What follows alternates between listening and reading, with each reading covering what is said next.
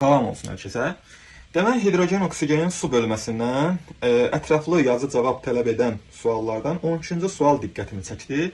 İstəyirəm ki, bu sualın izahını verəm. Hazırlıqda da uşaqlar bu sualları daha çox soruşurlar. Ona görə istədim ki, çəkin paylaşım. 12-ci sualda nə deyir? Videoda da görsənir orada. Qaz qarışıqlarını verib hidrogen və azot. Qarışıqdakı qazların ümumi mol miqdarı 21-dir. Reaksiyadan sonra qarışıqdakı qazların ümumi mol miqdarı 15 qalıb. Hidrogen və azot arasında baş verən reaksiya zamanı azot tam reaksiyaya daxil olur. Hidrogenin neçə faizinin reaksiyaya daxil olduğunu və reaksiyadan sonraki qaz qarışığındakı amonyakın həcm payını faizlə tapmağımızı istəyir. İndi biz burada nə edəcəyik? Biz buradan hidrogenlə oksigenin bizə göstərir orada. Hidrogenlə oksigenin reaksiya salıb. Deməli, daha doğrusu hidrogenlə azotu üzr istəyirəm. Hidrogenlə azotu reaksiya salıb əmsallaşdıracağıq. Daha sonra biz bilirik ki, hidrogen və azot bilirik ki, bu 1-ə 3 nisbətdir. Və həm də bilirik ki, 1 mol azotdur, 3 mol da hidrogendir. Ümumi həcm nə qədərdir? 4. Yəni, ümumi mol miqdarı nə qədərdir? 4. Nə qədər alınıb? 2 mol. Fərq nə qədərdir burada? 4-dən 2, 2. Yəni, 2 mol azalma baş verib burada. Burada da qarşılıqdakı qazların ümumi mol miqdarı 21 idi. Və reaksiyadan sonra, yəni bu reaksiyadan sonra 15 olub. Deməli, buradakı fərq necədir? 21-dən 15 çıxacaq, tapacaq 6-nı. Deməli, buradakı fərq 6-dır. Bunu yadımızda saxlayırıq. Azalma 6 mol olub. İndi baxırıq, əgər 2 mol azalmaya, deməli, əgər 2 mol azalmaya 3 mol hidrogen alınıbsa, görək hələ 6 mol azalmaya nə qədər hidrogen alınacaq? X mol. 6 üçün 18, 18-i də 2-yə böləcək, tapacaq 9. Aha, deməli, burada nə olub? 9 mol hidrogen sərf olunub. Tapırıq buradan azotu. 3-ü atdıq bura, X-i atdıq bura, 1-i də atdıq bura. Buradan da tapdıq 3 mol da buradan azot sərf olunub. Və məsələ də deyir ki, azot tam reaksiyaya daxil olub. Yəni 3 mol azotumuz tam reaksiyaya daxil olub.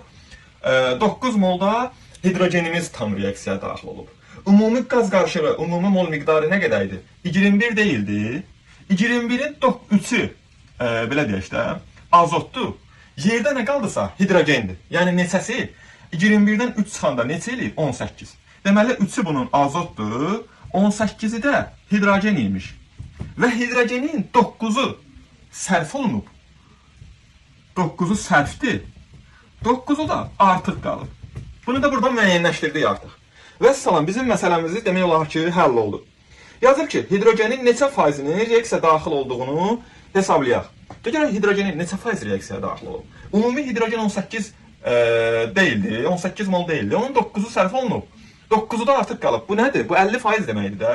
Yəni əgər 100%-liyə sən 18 desən, yəni bunun nə qədəsi? Hidrogen neçə faiz reaksiyaya daxil olduğunu 9-a neçə faiz deyəcəksən? X. Buradan tapacaqsan 50%. Deməli, aha, hidrogen nə qədər sərf olunub? Yəni nə qədər reaksiyaya daxil olub? Neçə faiz reaksiyaya daxil olub? 50% reaksiyaya daxil olub. 18 imiş, onun 9-u sərf olunub. Və sonra deyir ki, reaksiyadan sonraki qaz qarışığında amonyakın həcm payını tapın. Reaksiyadan sonraki, belə deyək də, qaz qarışığında. Reaksiyadan sonra qarışıqların ümumi mol miqdarı nə qədər idi? 15. İndi orada da görsənir. 15. 15 idisə, sən buradan daha gəl amonyakı tapaq. Amonyakın üstünə X ataq, altına 2 ataq. 2, 9-un 18, 18-i də 3-ə böləndə tənasübdür də. Bu nə eləyəcək? 6. Buradan amonyakımız 6 oldu və salam. 6-nı böləsən ümumiyə 15-ə, vurarsan 100-ə. Buradan da tapacaqsan nə? 600-ü, belə deyək də, böl 15-ə də. Dəqiqə, böldük 15-ə, fisiyor. Və salam, tapdıq 40%. Və salam, bizdən birinci tələb eləyən cavab oldu 50%, ikinci də oldu 40%. Ümid edirəm ki, aydın oldu. Yenə də nə aydın olmasa şərh bölməsinə qeyd eləyərsiniz. Çox sağ olun uşaqlar.